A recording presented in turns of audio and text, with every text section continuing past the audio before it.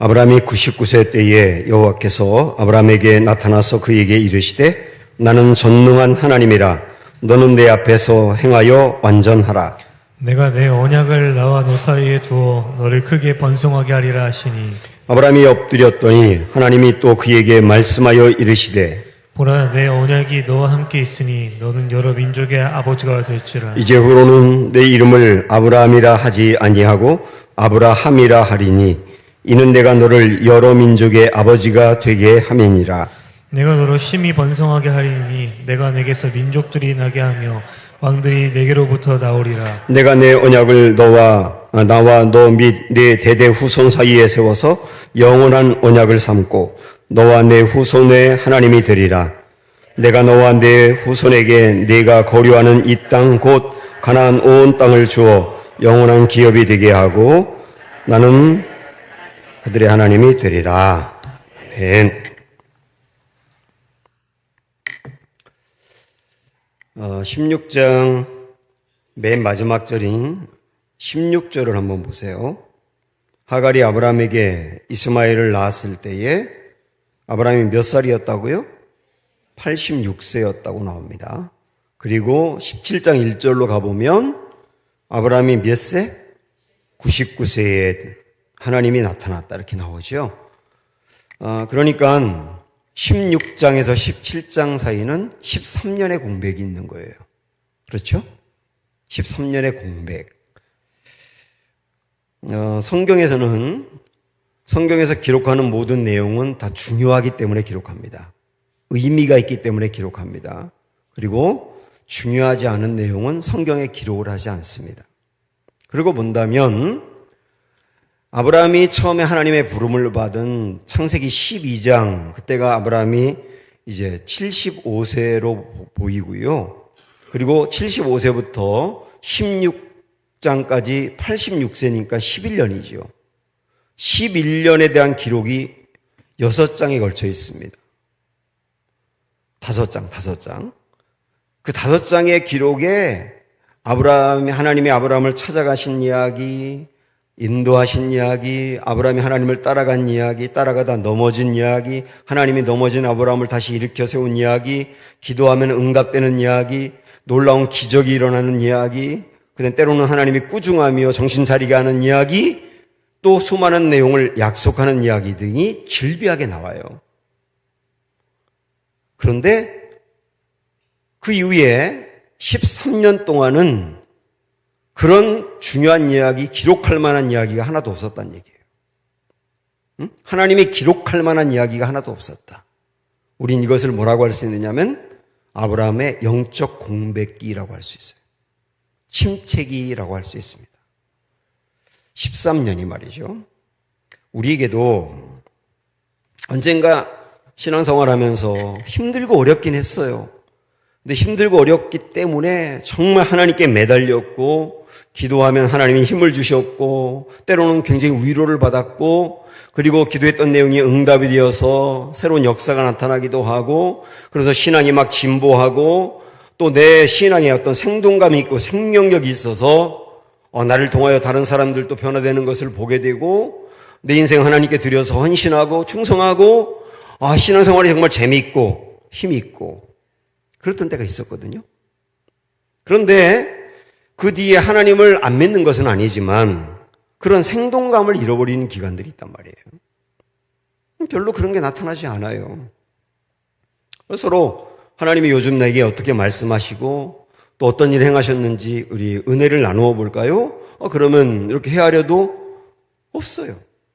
그래서 맨날 15년 전에 제가요, 28년 전에 제가요, 뭐 이런 얘기만 하는 거예요. 이게 어쩌면 신앙의 침체기라고 볼 수 있는 겁니다. 신앙의 침체기. 아브라함에게 그 침체기가 13년이 온 거예요. 짧지 않은 기간인 것이죠. 이 영적인 공백기, 영적인 침체기의 특징이 있어요. 한번 여러분도 이 말씀 그대로 한번 보실까요?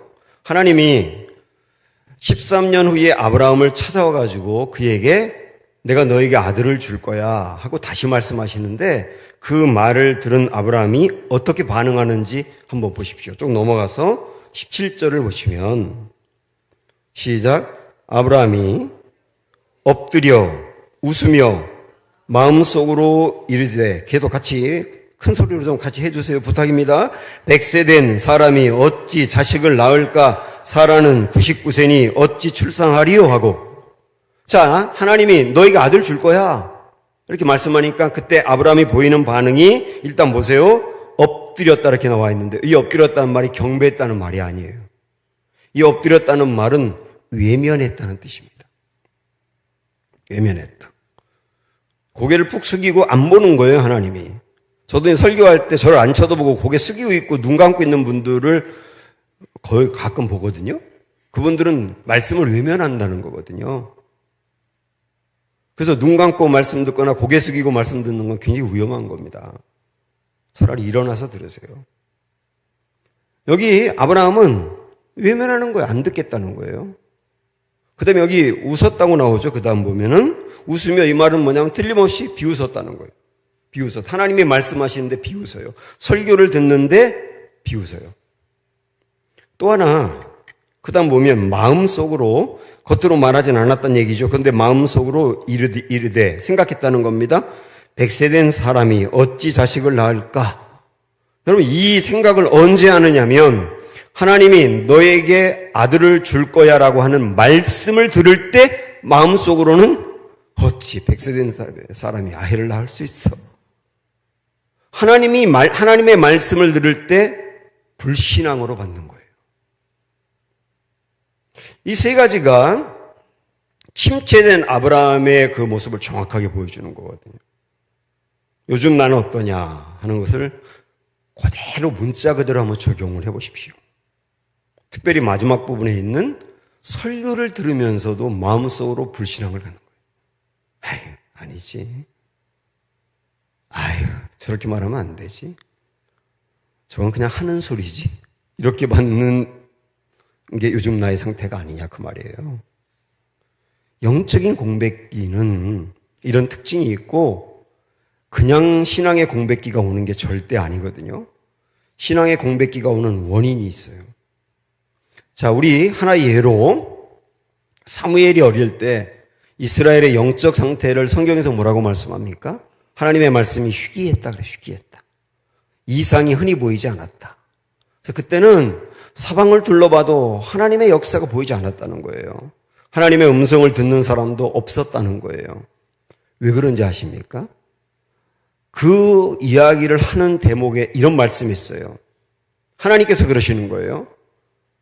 너희가 나를 멸시하면 나도 너희를 멸시하고, 너희가 나를 존중히 여기면 나도 너희를 존중히 여길 거다. 하나님이 이 말씀을 영적인 침체에 빠진 이스라엘 백성들의 대목을 소개할 때 이야기한단 말이죠. 결국은 사무엘이 어릴 때 그 이스라엘의 영적 침체의 원인은 뭐였느냐면 하나님을 멸시한 거였다는 거예요. 이스라엘 백성들 너나 할 것 없이 제사장인 엘리를 포함하여 모든 사람들이 하나님을 멸시하는 거예요. 존중히 여기지 않는단 말이죠. 그게 원인이었거든요. 이렇게 사무엘 시대에 그런 원인이 있었던 것처럼 아브라함이 영적 공백기에 빠진 원인도 있는 거예요. 그 원인을 우리가 찾아봐야 됩니다. 18절을 한번 보세요. 시작. 아브라함이 이에 하나님께 아뢰되 이스마엘이나 하나님 앞에 살기를 원하나이다 이럽니다. 하나님이 너에게 아들 줄게 그러니까 외면하고 픽 비웃고 그 말씀 들을 때 불신앙을 갖고 그러더니만 그 다음에 하나님께 하는 말이 뭐냐면 하나님 아니요 괜찮아요. 이스마엘이나 잘 됐으면 좋겠어요. 이 말씀을 가만히 보면 지금 아브라함이 영적 침체에 빠진 원인이 이스마엘이었다는 걸 알 수 있거든요. 이스마엘이 지난 16장에서 보면 임신했을 때부터 그 집안에 갈등이 됐었습니다마는 그러나 하나님이 가출했던 하갈을 집으로 돌아가라고 했잖아요. 그리고 이 하갈이 아이를 낳은 거예요. 아이를 막상 아브라함이 안고 나니까 이 아이가 그렇게 예쁜 거죠.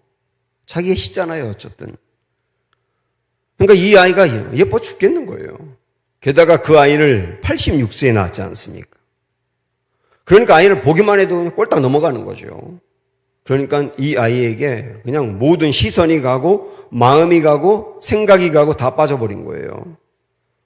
그러다 보니까 어떻게 됐느냐면 아브라함이 이런 걸 잃어버린 거예요. 하나님이 아브라함을 찾아와서 그를 불러내시면서 주었던 비전이라는 게 있거든요. 네가 큰 민족을 이룰 거야. 내가 너에게 땅을 주어 나라 세울 거야. 그리고 너를 복의 근원으로 삼아서 많은 사람을 복되게 하는 사람이 될 거야. 너의 민족이 하늘의 별보다도 더 많아지게 될 거야. 너는 믿음의 조상이 될 거야. 이 모든 것들이 하나님이 아브라함에게 주신 비전이었거든요. 근데 아브라함은 이스마엘에게 빠지면서 하나님이 주신 비전 싹 다 잃어버린 거예요. 여기서 이스마엘은 뭘 얘기하느냐? 현실을 말하는 겁니다. 현실, 현재를 충실히 여기는 거 굉장히 중요하고 현실을 잘 사는 거 굉장히 중요한 부분입니다만은 현재 내 눈앞에 놓여있는 그것이 가장 중요하다 보니까 모든 관심과 초점이 현실에 와 있다 보니까 하나님이 주신 비전, 나를 부르신 사명 이런 걸 싹 잃어버리고 말았다는 얘기예요. 그게 지금 아브라함의 문제였던 것이죠. 그러니까 이걸 보면 영적 공백이 생기는 중요한 원인, 우리들도 그런 공백이 생기는 원인 중에 아주 중요한 것은 내 모든 생각과 관심과 기도와 초점이 현실의 문제에만 와 있기 때문이라는 거예요. 현실의 문제 굉장히 중요하죠. 제가 절대 여러분 오해하지 마세요. 현실의 문제를 간과하라는 얘기는 아닙니다. 그러나 온통 현실.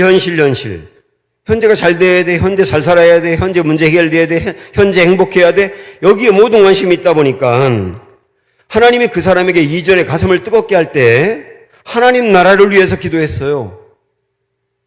하나님 나라가 온 열방 가운데 퍼지기를 위해서 기도했어요. 그런 기도할 때 굉장히 가슴이 뜨거웠거든요. 그리고 이 나라와 민족이 하나님을 경외하지 않고 하나님에서 멀어지고 기독교적인 정서 속에 문화 속에 빠져버리고 있는 이 젊은이들을 생각할 때 가슴이 터질 것 같아서 막 울면서 기도하고 이 땅의 젊은이들을 회복시켜달라고, 이 땅을 복음으로 회복시켜달라고, 그리고 무너져 있는 나라들과 죄 가운데 빠져 있는 나라들과 가나안의 문화와 가나안의 종교에 빠져가지고 우상 숭배하고 하나님을 대적하고 마귀 노릇을 하고 있는 그 나라들, 세력들, 문제들 그런 걸 바라볼 때마다 너무나 마음이 아파가지고 막 외치면서 기도했었거든요. 그랬었는데 이제 온통 내 모든 관심과 기도가 현실의 문제에만 있는 거예요. 그러니까 하나님의 나라와 그 의는 뒷전에 있고 일용할 양식에만 가 있더라 말이에요. 이게 아브라함의 영적 침체에 빠지는 원인일 수 있다. 그리고 영적 침체 받았을 때의 모습일 수 있다. 같이 볼 수 있는 거거든요. 한번 우리 잘 알고 있는 요엘서 2장 28절 한번 가볼게요. 요엘서 2장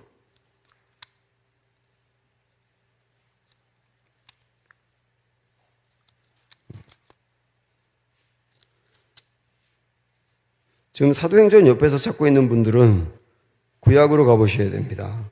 1271쪽에 있습니다. 요엘서 2장 28절.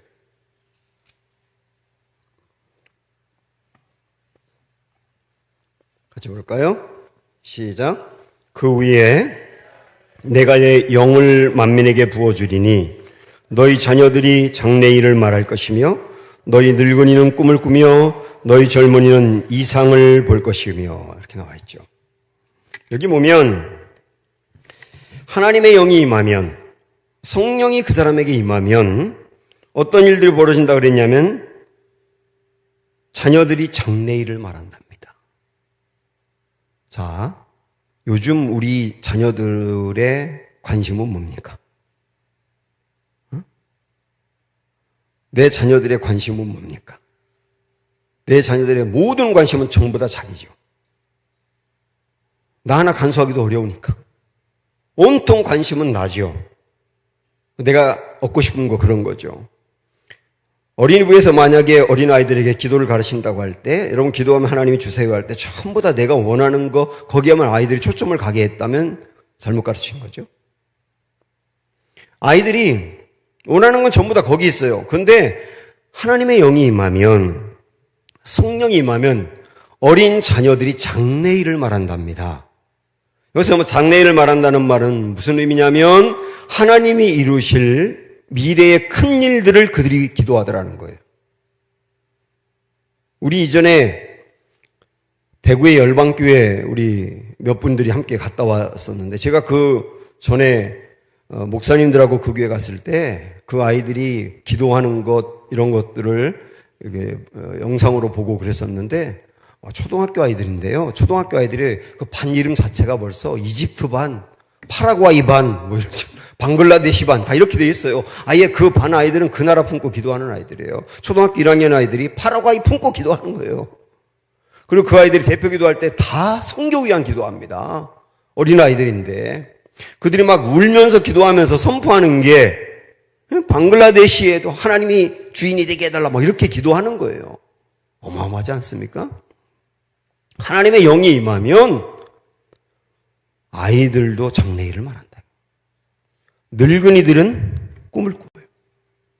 자, 여기 죄송하지만 연세 드신 분들의 간절한 꿈이 뭡니까? 아프지 않고 살아가는데 자녀들에게 짐이 되지 않고, 그러다가 마지막 누워있다가 밥 많이 먹고 누워있다가 살짝 슬그머니 하나님께 가는 거. 이게 굉장히 좋은 기도죠. 근데 하나님의 영이 임하면 늙은이도 꿈을 꾼대요. 늙은이도 열방을 위해서 기도하고 하나님이 이루실 놀라운 역사를 위해서 기도하고, 하나님이 우리 교회 가운데 일하여서 사람들을 세워가고 다음 세대 세워가고 이 땅에 하나님 나라가 이루어지는 그런 꿈을 기도하고 선포하고 일한단 말이에요. 늙은이도. 청년들은 이상을 본다 그랬어요. 비전을 본다는 거죠. 요즘 청년들의 기도 제목은 뭡니까? 조은 전사님, 요즘 청년들 기도 제목이 뭐예요? 청년들이 기도하면 그 제목을 내놓는 게 뭡니까? 요즘 보통 청년들은 취직 중요한 문제죠. 오해하지 마세요. 계속 말씀드리지만 중요하지 않다는 것이 아니고, 취직이라든지 좋은 직장 갖는 거, 좋은 배우자 만나는 거, 좀 안정된 거, 보통 그런 기도에서 크게 범주가 벗어나지 않는단 말이에요. 그런데 하나님의 영이 임하면 청년들이 기도하는데 비전을 본다. 어마어마한 비전을 본다. 하나님의 역사를 보고 그걸 막 선포하고 기도를 하는 거예요. 그들의 가슴 속에 세계가 있고 그들의 심장 속에 무너져가고 있는 공산권, 불교권, 힌두권, 이슬람권, 가난한 아프리카 사람들을 놓고 기도하는 거예요. 사도행전 2장에 보면 사람들이 방언을 하거든요. 방언하는 소리를 각 나라에서 온 사람들이 들으면서 깜짝 놀랍니다. 왜 저 사람이 우리나라 말을 하지? 저 사람이 우리나라 말을 절대로 할 사람이 아닌데 어떻게 우리나라 말을 하지? 그리고 가까이 가서 그들이 들어본 거예요. 자기 나라 말로 뭔가 이렇게 선포하면서 막 기도하니까 가까이 나서 들어보니까 그거를 집약해서 성경에서 뭐라고 말했냐면 이렇게 말씀합니다.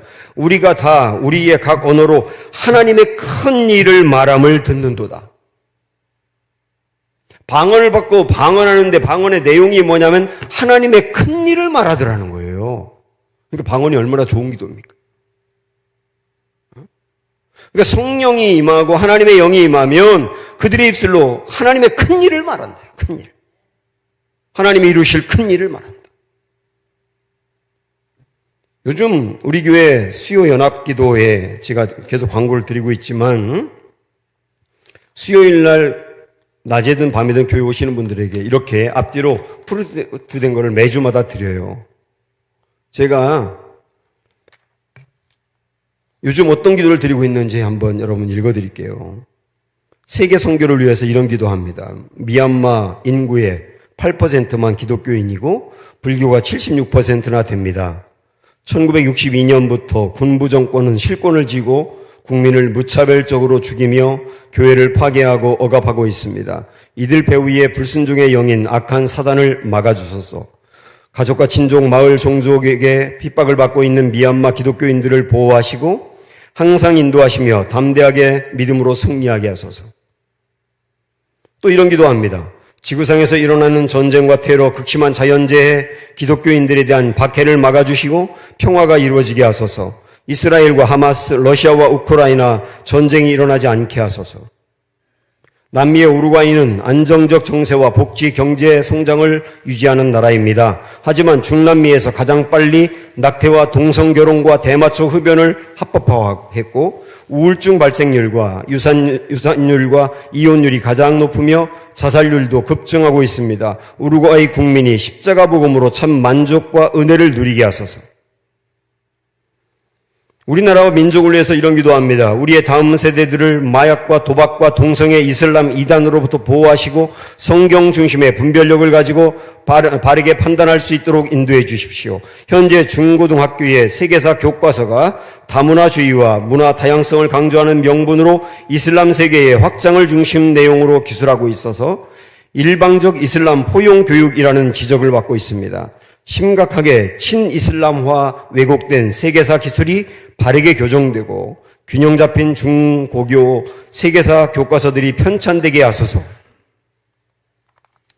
이런 내용들로 우리나라 민족을 위해서 기도하고 우리 교회를 위하여 그리고 우리 교회 특별히 어려움 당하고 있는 환우들을 위해서 기도합니다. 여러분 한번 나와서 기도하는 소리를 들어보세요. 제가 얼마나 은혜 받는지요. 낮에도 그렇지만 특별히 밤에 어제 보니까 엊그제 20명 정도 와서 기도하고 있는데 그 기도 소리가 어마어마합니다. 저는 그 소리를 들으면서 너무 은혜가 되는 거예요. 왜냐하면 자기 문제를 놓고 기도하는 게 아니잖아요. 그 시간에. 이런 문제를 놓고 한 번도 가보지도 못하고 들어보지도 못한 이 문제를 놓고 기도하는데 그 가슴이 어마어마하게 뜨거운 거예요. 열방을 위해서 기도하는데 막 심장이 터질 때 뜨거운 거예요. 굉장히 기뻤습니다. 생동감이 있는 거잖아요. 하나님의 영이 임한 거잖아요. 사랑하는 여러분, 지금 내가 하나님 나라를 위한 비전을 꿈꾸고 있는지, 그걸 놓고 기도하고 있는지, 아니면 아브라함이 그랬던 것처럼 하나님 다른 거 필요 없고요. 이스마엘이나 잘 되면 좋습니다. 하나님 다른 거 그만두고요. 내가 지금 조금 잘 살면 그냥 더 바랄 거 없고 만족하고요. 다른 기도 안 하고 이것만 기도해도 괜찮아요. 이러고 있는 건 아닌지 우리 스스로 한번 점검해 보자고 말이죠. 지금 아브라함은 신앙이 완전히 바닥났고 이제 믿음의 조상이고 뭐고 그런 데 관심이 없고요. 현실에 만족하며 그저 평범하게 살려고 하는 아브라함이거든요. 이 아브라함을 하나님이 어떻게 하셔야 되나? 13년 동안 그렇게 무너져 있는데 어떻게 하시나? 만약에 지금 우리가 그런 상태라고 한다면 하나님은 어떻게 하실까? 우리 1절 말씀 돌아가서 보겠습니다. 1절 다시 보시면 아브라함이 99세 때에 여호와께서 아브라함에게 나타나서 그에게 이르시되 하나님이 아브라함을 찾아온 거예요.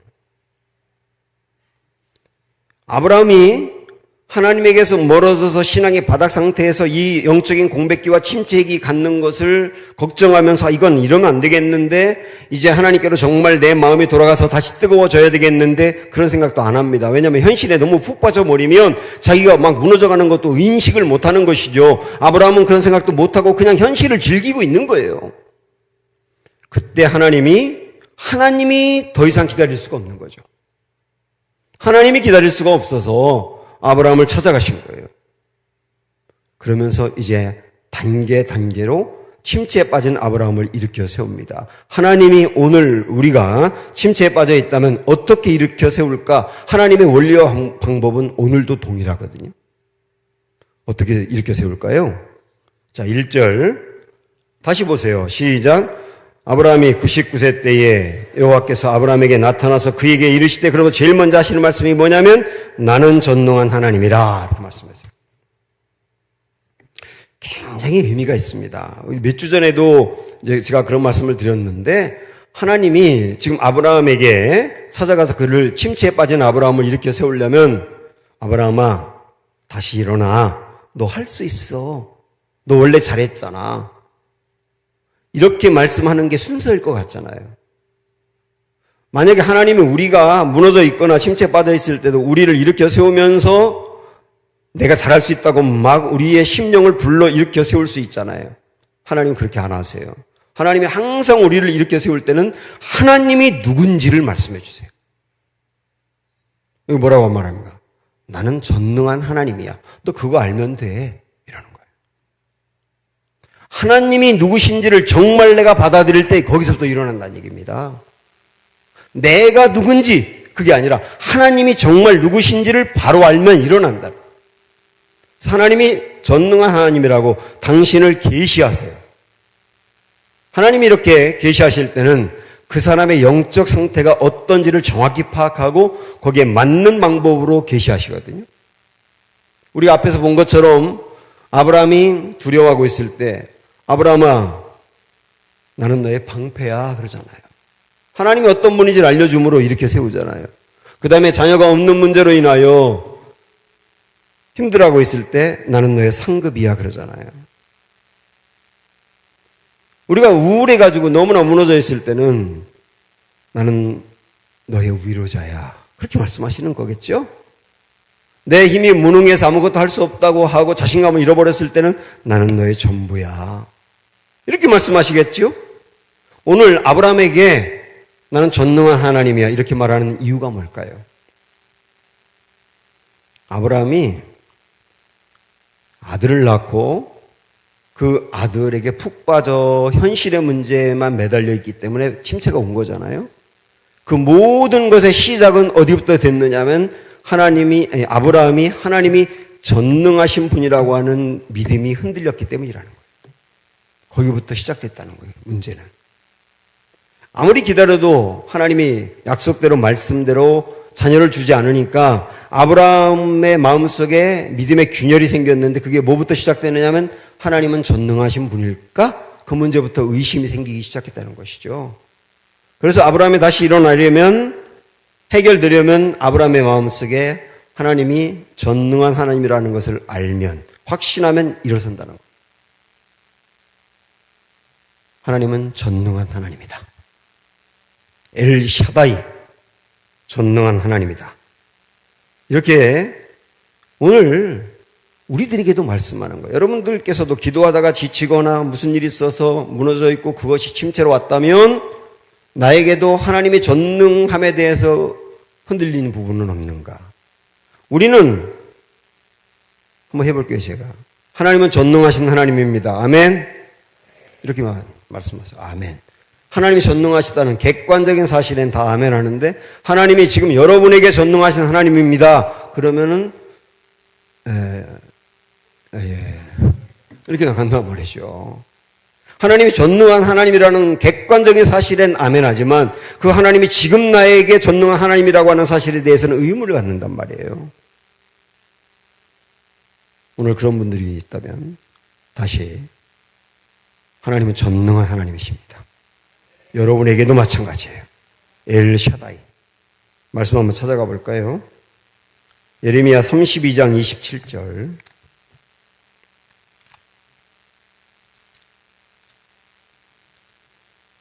(1103쪽)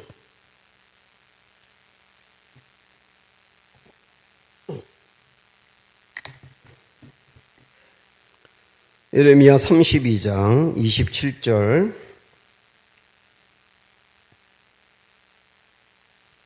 시작.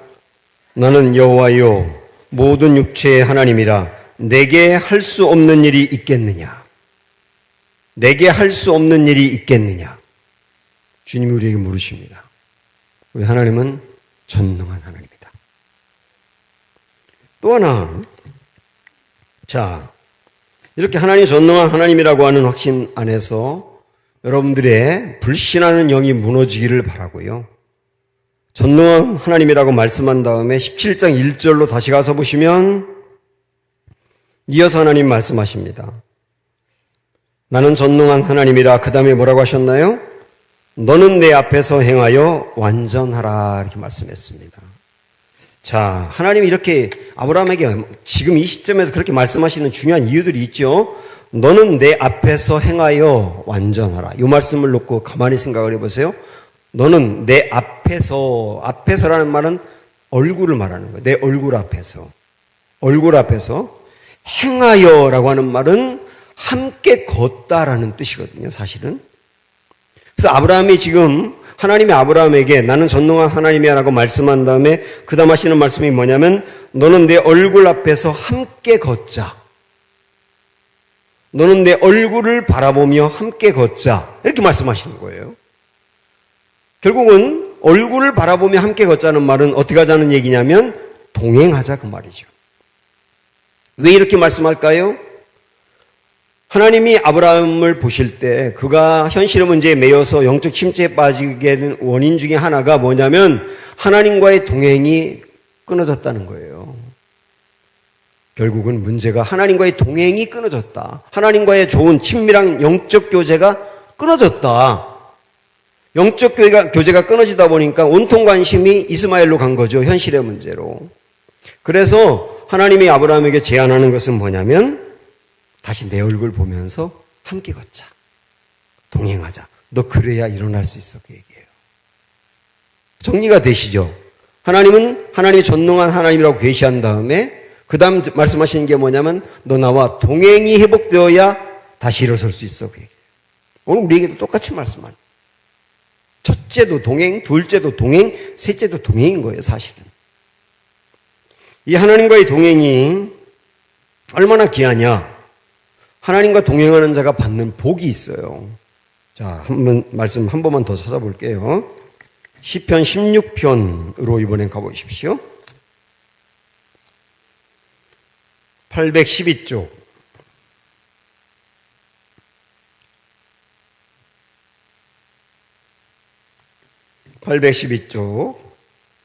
시편 16편 8절 9절 말씀입니다. 시작.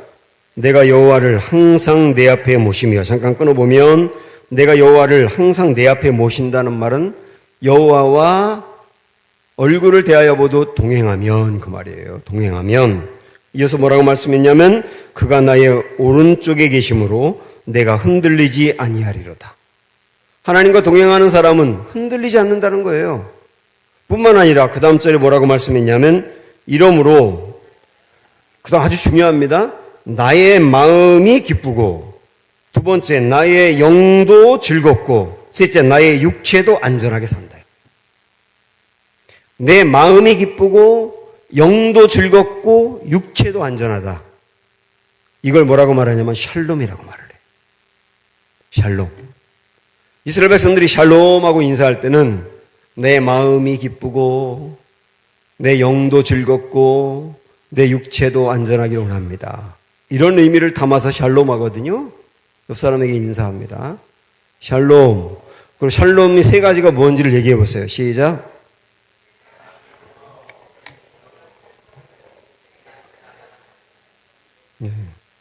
이렇게 한다고 다 아는 게 아니에요.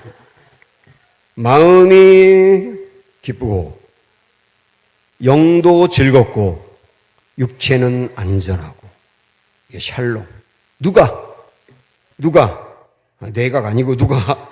여호와를 항상 내 앞에 모시는 사람이, 여호와를 항상 내 앞에 모시면서 동행하는 사람이 흔들리지 않을 뿐만 아니라 진짜 샬롬의 복을 받는다. 아멘이죠, 이거는 진짜. 아브라함이 하나님과 동행이 자꾸 금방 무너진 건 아니겠죠. 하나님과 동행이 서서히 무너졌겠죠.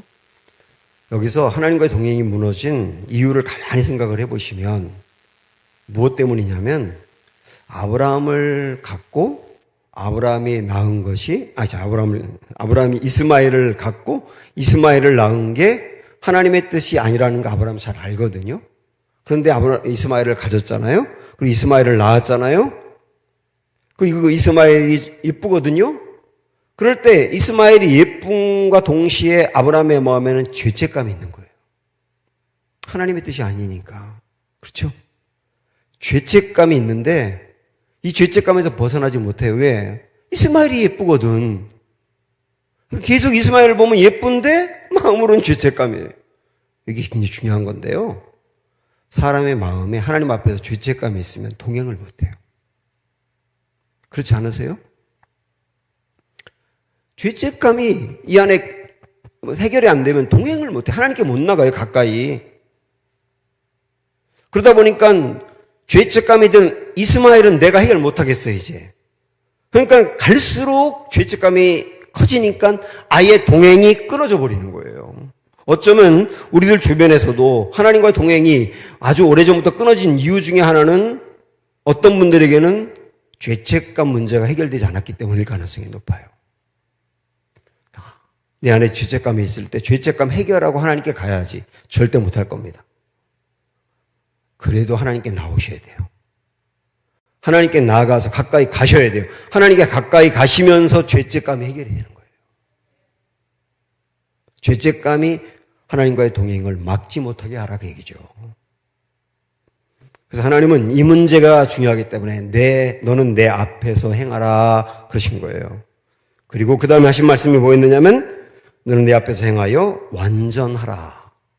완전하라. 이 아브라함이 정신없는 사람인데 지금 완전하라. 너무 이게 심한 요구를 하시는 것 같죠. 여러분 이 완전하라 그 말은 너 퍼펙트 해야 돼 그 말이 아니라 내가 너에게 걸었던 기대와 소망 나 포기 안 했어.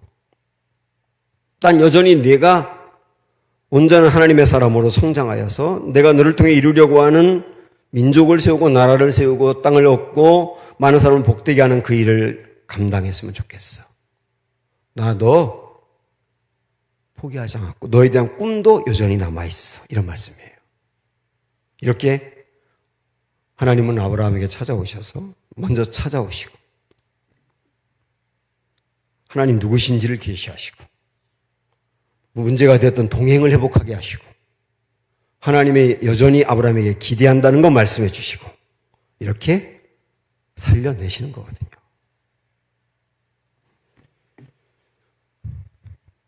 시간이 너무 많이 갔는데 간단하게 30분만 더 말씀드릴게요. 자, 작가님 하나 이거 꼭 봐야 되는데 하나님이 아브라함에게 말씀하면서 이제 갖는 핵심 우리 4절부터 보십시오. 한번 4절부터 시작. 보라 내 언약이 나와 너와 함께 있으니 너는 여러 민족의 아버지가 될지라. 여기 밑줄을 그으세요. 여러 민족의 아버지가 될지라. 이제후로는 내 이름을 아브라함이라 하지 아니하고 누구라고 하라고요? 아브라함이라 하리니. 그래서 아브라함이 이때 된 거예요. 그 전까지는 아브람이었거든요. 아브람이라는 뜻은 아비라는 뜻인데 거기 아브라함이 되면 열국의 아비가 되는 거예요. 모든 민족의 아비가 되는 거예요. 아브라함이라는 이름은 하나님의 이름을 바꿔주거든요. 근데 아브라함만이 아니라 15절로 가보면 하나님이 또 아브라함에게 이르시되 내 아내 사레는 이름을 사레라 하지 말고 사라라 하라. 그러면서 내가 그에게 복을 주어 그가 내게 아들을 낳아주게 하며 내가 그에게 복을 주어 그 다음 뭐라고 말했냐면 그를 여러 민족의 어머니가 되게 하겠다.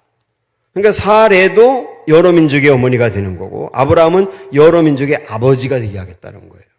여러분 이게 이 말씀이 뭡니까? 아브라함이 이스마엘이라고 하는 현실의 문제에 빠져버리면서 잃어버린 게 뭐라 그랬어요? 하나님이 그에게 주신 비전이라고 그랬죠. 너 모든 민족을 복되게 하라는 사람으로 내가 불렀잖아. 근데 현실의 문제에 빠져서 그거 잃어버렸었지. 너 아브라함이야. 여러 민족을 복되게 할 사람이야. 너 여러 민족의 아비가 될 사람이야. 다시 그 비전 회복해 그 얘기죠. 다시 회복해. 또 그 비전 회복해. 사라도 마찬가지. 그러면서 내가 너에게 아들을 줄게. 그 말은 아브라함이 그 약속을 저버렸는데 하나님이 또 말씀하시는 거예요. 내가 너에게 아들을 줄 거야. 그리고 그 아들의 이름을 19절에는 이삭이라고 이름을 붙여라고까지 아주 구체적으로 말씀을 하세요. 그건 뭘 의미하느냐 하면 나 너를 통해서 이루려고 하는 내 계획 하나도 수정되지 않았어. 네가 완전히 무너져가지고 심취에 빠졌지만 내가 너를 통해 이루려고 하는 내 꿈은 전혀 변함이 없어. 그대로 남아있어. 나 그거 이룰 거야 너를 통해서. 이렇게 말씀하심으로 아브라함을 다시 일어나게 하는 겁니다. 사랑하는 여러분, 지금 우리의 삶이 무너졌나요? 하나님의 꿈을 꿀 자격을 잃어버렸나요? 하나님 우리에게 말씀하십니다. 나 너를 이 땅에 보내며 처음 그렸던 그림 변함이 없어. 아멘. 그 그림 변함이 없어. 너를 통해서 이룰 거야. 다시 일어나. 이렇게 말씀하십니다.